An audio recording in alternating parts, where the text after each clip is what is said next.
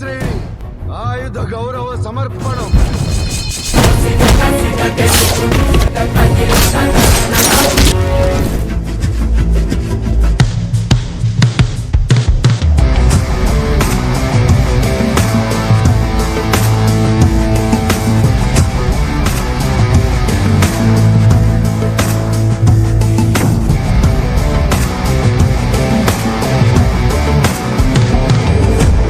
$3,000 crore net in the last 10 years ऊपर से सिर्फ 7 फिल्मों से हर रिलीज पे 100 crore plus opening worldwide with over 5,000 crore worldwide gross in the last 10 films alone, making him pan India का सबसे बड़ा मास हीरो या यूं कहें असली pan India king. Even the Raja Saab जैसी फिल्म भी 112 करोड़ से एंट्री लेके India's biggest horror comedy opener बन चुकी है. वो भी तब जब फिल्म को मिक्स्ड रिव्यूज मिल रहे हैं, आदिपुरुष 2.0 बताया जा रहा है. लेकिन फैंस का क्या, वो तो लोलो डायल सेवा दे रहे हैं, थिएटर तक पहुंच जा रहे हैं.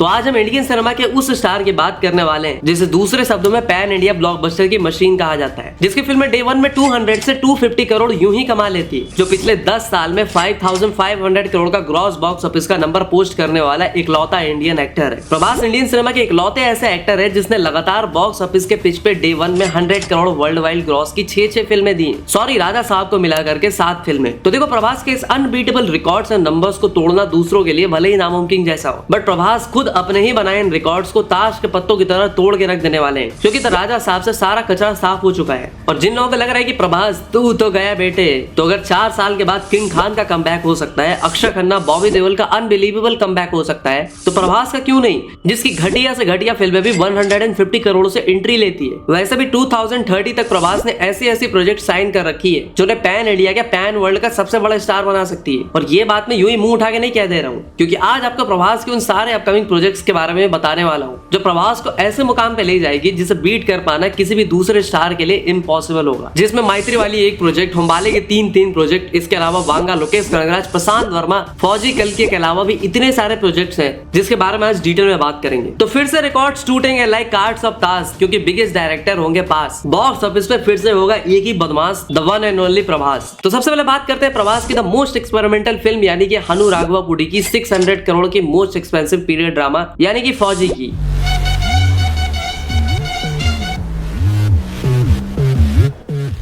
अब देखो, वर्ल्ड वॉर में बेस्ड फिल्मों की बात करें तो हॉलीवुड ने काफी सारी फिल्में बनाई है, जैसे कि 2023 में ओपनहाइमर आई थी, फिर वॉरफेयर. इसके अलावा कितनी ही हॉलीवुड फिल्में बनाई गई हैं वर्ल्ड वॉर पे. लेकिन जब वर्ल्ड वॉर 1 हुआ या 2 हुआ, दोनों ही टाइम पे इंडिया में अंग्रेजों का कॉलोनियल रूल था. ऐसे में आज तक एक भी ढंग की फिल्म हम इंडियन वर्ल्ड वॉर पे नहीं बना पाए. हमने जो भी वॉर मूवीज बनाई है वो सारी की सारी पाकिस्तान पे बेस्ड थी, जैसे कि LOC Kargil, Lakshya, Border, Tango, Charlie, Shershaah etcetera, except Savlon भाई की बैटल ऑफ गलवान, जहां वो दुश्मनों को पीठ दिखाकर, मेरा मतलब अपना स्वैग दिखाकर भगा दे रहे हैं. खैर, इसमें पहली बार वर्ल्ड वॉर 2 के एक इंडियन के पर्सपेक्टिव से दिखाने के लिए प्रभास की फिल्म आ रही है फौजी, जो कि एक एक्शन रोमांस जॉनर की पीरियड ड्रामा फिल्म होने वाली है, जिसमें प्रभास एक फौजी कैरेक्टर में दिखने वाले हैं. और कहानी ढंग से कुछ पता नहीं है, बस इतना पता है कि इसे 1970 के प्लॉट पे बनाया जा रहा है. बट एक मिनट, एक तरफ न्यूज है कि इसे वर्ल्ड वॉर 2 की थीम पे बनाया जा रहा है, दूसरी तरफ 1970 का प्लॉट. तो ऐसा हो सकता है कि प्रभास का कैरेक्टर पहले ब्रिटिश आर्मी में होगा, उसके बाद उसने post independence Indian army join कर ली होगी. रियल लाइफ एग्जांपल दूं तो सैम मैनेक्स हो, और कहानी हमें फ्लैशबैक में दिखाई जाएगी. वैसे तो प्रभास एक ब्रिटिश आर्मी सोल्जर का रोल प्ले कर रहे हैं with elements of Azad Hind फौज एंड भगवत गीता.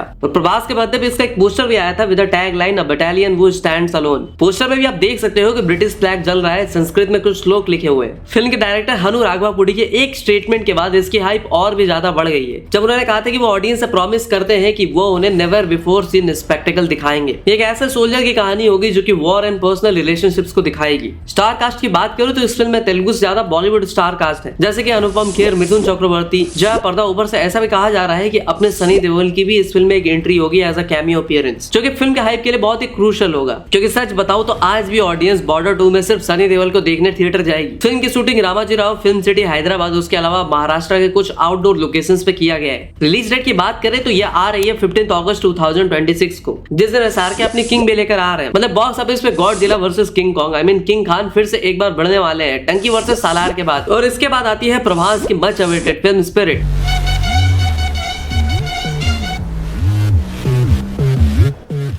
प्रभास की स्पिरिट वैसे तो एक वायलेंट कॉप की कहानी होने वाली है, जिसके डायरेक्टर हैं चूहे को शेर और बकरी को चीता बना देने वाले डायरेक्टर संदीप रेड्डी वांगा, जिनका ईगो या यूं कहे सेल्फ रिस्पेक्ट उनकी फिल्मों कलेक्शन से बड़ा होता है। 100 करोड़ की बजट में 900 करोड़ देने वाले इस डायरेक्टर ने खुद इस बार प्रभास की फिल्म के लिए इतने एक्साइटेड है कि 6 महीने में दिन रात काम करके उसने स्क्रिप्ट लिख डाली है। अपनी दूसरे प्रोजेक्ट्स को साइड में रख के सबसे पहले प्रभास को प्रायोरिटी दी है, जिसकी वजह से शायद अल्लू अर्जुन जैसे स्टार्स भी उससे नाराज हो गए। दीपिका ने फिल्म छोड़ दी है। इसका फर्स्ट लुक पोस्टर 1 जनवरी 2026 को ड्रॉप हुआ था, जिसके लीड में प्रभास एक रग्ड वुंडेड कॉप अवतार में दिख रहे थे, एकदम शर्टलेस लुक में। तृप्ति डिमरी भी फीमेल लीड में थी, पोस्टर्स में सिगरेट लाइट करते हुए। अब दीपिका पादुकोण की जगह तृप्ति को पहली बार एक बहुत बड़ा इंपैक्टफुल रोल भी मिलने वाला है। अब इस फिल्म को एनिमल कॉपी बताने वालों सोच लेना, वांगा जैसा डायरेक्टर है वो, जो जरूरत पड़ने पर अपना सब कुछ बेच बाच कर एक फिल्म पे लगाने को भी तैयार हो जाता है। और डेडिकेशन के मामले में अपने सेकंड राजा मौली की बात सुनते हुए प्रभास ने भी अपनी बाकी फिल्मों को साइड में रखकर इस फिल्म को सबसे पहले टाइम अलॉट किया है, और स्पिरिट के टाइम वो कोई भी डबल ड्यूटी नहीं करने वाले। पर्सनली मैं अगर प्रभास की किसी फिल्म के लिए सबसे ज्यादा एक्साइटेड हूँ तो वो स्पिरिट ही है। फेमिनिस्ट को मटर की तरह छील के रख देने वाले वांगा इस फिल्म को 300 करोड़ के बजट में बना रहे, under the T series banner. Lead में तृप्ति डिमरी को लिया गया है। वैसे वांगा कबीर सिंह से पहले हिंदी वेल्ड में कितने ही लोग जानते थे, मुट्ठी भर लोग जानते थे, लेकिन अपनी स्टोरी टेलिंग और पावर पैक्ड स्क्रीन प्ले, इन चीजों के बदौलत आज सिर्फ अपनी 2 सक्सेसफुल फिल्मों के बाद आज उन्हें पूरी इंडियन ऑडियंस जानती है। ऐसे में स्पिरिट प्रभास की एक बहुत बड़ी फिल्म साबित होने वाली है, जिसे फॉरेन लोकेशंस के साथ साथ फॉरेन स्टार्स के साथ भी शूट किया जा रहा है। डॉन ली की फिल्म में होने की बात है ही, ऊपर से हॉलीवुड से भी कोई स्टार अपने को देखने को मिल सकता है। लेकिन सलमान के दोस्त विवेक और real and real life villain Prakash Raj का रोल क्या होगा कुछ भी कह नहीं सकते। रिलीज की बात करें तो ये 2027 के फर्स्ट हाफ तक देखने को मिल सकती है। तो अब जिस फिल्म की हम बात करने वाले हैं उसने वर्ल्ड बिल्डिंग के मामले में GOT, Harry Potter, Lords of Ring से कंपेयर किया जाता है, और प्रभास और उनके फैंस को छपरी गुटखाखोर कहने वाले खटमल लोगों के लिए भी एक फिल्म बहुत बड़ा जवाब थी।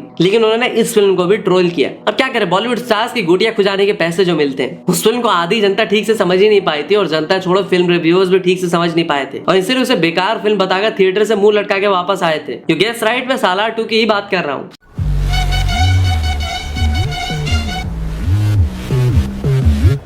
सालार पार्ट 2 या सौरयंगा पर्वम, जिसके फर्स्ट पार्ट ने हमें फ्रेंडशिप, वॉर, एक्शन, गोर सीन्स, ढेरों सारे कैरेक्टर्स, नई दुनिया, उसके कानून से अवगत कराया जाता है। सच में ऐसा लगता है कि सालार एक फिल्म ना होकर उस फिल्म का ट्रेलर ही है। लेकिन पिछले 2 सालों में धीरे धीरे इस फिल्म की एक कल्ट फैन बेस जरूर तैयार हुई है। लोगों ने इसके कैरेक्टर्स, उनके कनेक्शंस, पॉसिबल थ्योरीज पे बात की है, जो किसी भी फिल्म के लिए एक बहुत बड़ी बात है। इसलिए यह फिल्म 300+ डेज तक हॉटस्टार पर ट्रेंड कर रही थी। ऐसे में ऑडियंस सेकंड पार्ट के लिए भी काफी ज्यादा एक्साइटेड है। लेकिन अपने एक इंटरव्यू में वरदा यानी कि सुकुमारा ने कंफर्म किया था कि भैया जब तक ना प्रभास और नील अपनी अपनी कमिटमेंट पूरी करते हैं तब तक ये फिल्म नहीं बनने वाली। Any update on Salar 2?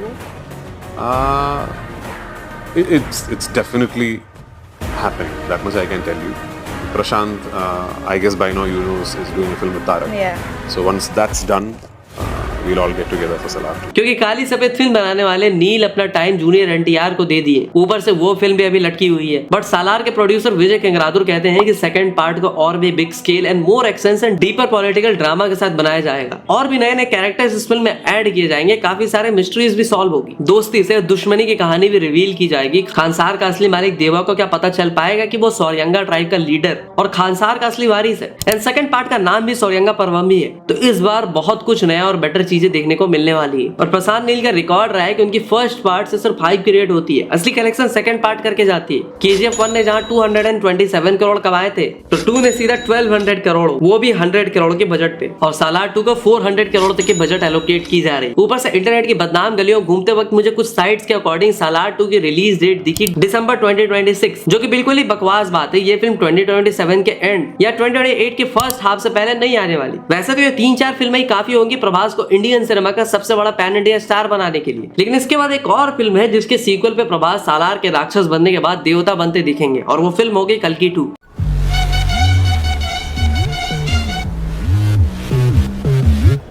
इस फिल्म के पहले पार्ट की बात करें तो यह फिल्म प्रभास के ना होकर senior citizen actors like Kamal Haasan और अमिताभ बच्चन की फिल्म थी। प्रभास ने तो इस फिल्म में कैमियो किया था, लेकिन इस फिल्म के पैसा वसूल क्लाइमेक्स ने इसे बचा लिया था जब प्रभास कर्ण के अवतार में दिखे थे। सच में 21 मिनट्स का क्लाइमेक्स पैसा वसूल था। महाभारत के रेफरेंसेस इस फिल्म के लिए वो मसाला थे जिसे डालने के बाद खिचड़ी भी बढ़ियाने लगने लगती है। पार्ट 2 के लिए डायरेक्टर नाग अश्विन ने कंफर्म कर दिया है कि वो इसी साल इसके सेकंड पार्ट की शूटिंग स्टार्ट करने जा रहे हैं। वैसे तो इस फिल्म को जून 2025 से स्टार्ट करना था, लेकिन ड्यू टू प्रभास इंजरी उनकी सारी प्रोजेक्ट्स पे इसका का असर पड़ा है। Prabhas, Amitabh Bachchan, Kamal Haasan and Deepika Padukone were expected to reprise their roles, लेकिन दीपिका प्रभास के स्पिरिट के बाद इस फिल्म को भी छोड़ चुकी है। अब रीजन तो सेम ही है। ऐसे में क्वेश्चन ये है कि फिल्म में उनका इतना क्रूशियल रोल मिला था लॉर्ड कल्कि की माँ का, तो भाई ऐसा हो सकता है कि उनका रोल पूरी तरह से ना हटा के रिड्यूस कर दिया गया हो, क्योंकि ऐसा कहा गया था कि कल्कि पार्ट 2 की भी आधी शूटिंग कर ली गई थी, लेकिन मेकर्स ने ठीक से कुछ भी रिवील नहीं किया है। बाकी फिल्म की स्क्रिप्ट पूरी तरह से रेडी है और कल्कि 2 के मेकर्स ह्यूज ग्लोबल रिलीज के लिए भी तैयार बैठे हैं। जो भी सालार की तरह इस फिल्म का भी सेकंड पार्ट फर्स्ट पार्ट से 5 to 6 टाइम्स बेटर होगा। और कल्कि 1 ने जहां 1000 करोड़ का कलेक्शन किया था, तो second part minimum 1500 crore plus का कलेक्शन तो करेगी। और इन सारे प्रोजेक्ट्स के अलावा हुम्बाले के साथ प्रभास ने सालार के अलावा 2 और फिल्में साइन करी है, जो कि अभी अनटाइटल्ड प्रोजेक्ट्स हैं, लेकिन इन प्रोजेक्ट्स को भी 2027 और 2028 तक रिलीज किया जाना है। और हुम्बाले फिल्म्स वालों ने खुद कहा है कि ये प्रोजेक्ट सालार और केजीएफ से भी बड़ी प्रोजेक्ट्स होंगी, जिसके लिए they are ready to spend 1000 crore all together, जिसमें 2027 वाले प्रोजेक्ट्स को लोकेश कनगराज या प्रशांत वर्मा डायरेक्ट कर सकते हैं, जबकि 2028 में जो प्रोजेक्ट स्टार्ट होगी उसमें हुम्बाले का ब्लॉकबस्टर फॉर्मूला यूज किया जाएगा। And this partnership aims to create a large scale cinematic experiences that appeal to audiences in India and globally. इसके अलावा इंडिया के मोस्ट स्पिरिचुअल यूनिवर्स यानी कि प्रशांत वर्मा सिनेमैटिक यूनिवर्स में भी प्रभास की एंट्री होने वाली है, जिसमें ऑलरेडी कांतारा वाले ऋषभ शेट्टी की एंट्री हो चुकी है। इसके अलावा पीवीसीयू के अपकमिंग प्रोजेक्ट्स की बात करें तो अधीरा, महाकाली, जय हनुमान पाइपलाइन में है। प्रभास के साथ कौन सी फिल्म होगी कुछ भी नहीं कह सकते। प्रशांत वर्मा के अलावा प्रभास अपनी इंडस्ट्री से बाहर जाकर लोकेश कनगराज के साथ भी एक प्रोजेक्ट करने वाले हैं। मतलब भाई इतने बड़े बड़े डायरेक्टर, मोस्ट एक्सपेंसिव और सारी की सारी सेम फॉर्मूला फिल्में ना होकर डिफरेंट जॉनर की फिल्में हैं, और यही एक बहुत बड़ा रीजन होगी प्रभास को इंडियन सिनेमा का सबसे बड़ा पैन इंडिया स्टार बनाने के लिए। तो भाई ये थी प्रभास की अपकमिंग प्रोजेक्ट्स। आप इनमें से कौन सी फिल्म के लिए सबसे ज्यादा एक्साइटेड हो कमेंट में बताओ। तो मिलते हैं अगली वीडियो में, तब तक के लिए हर हर महादेव।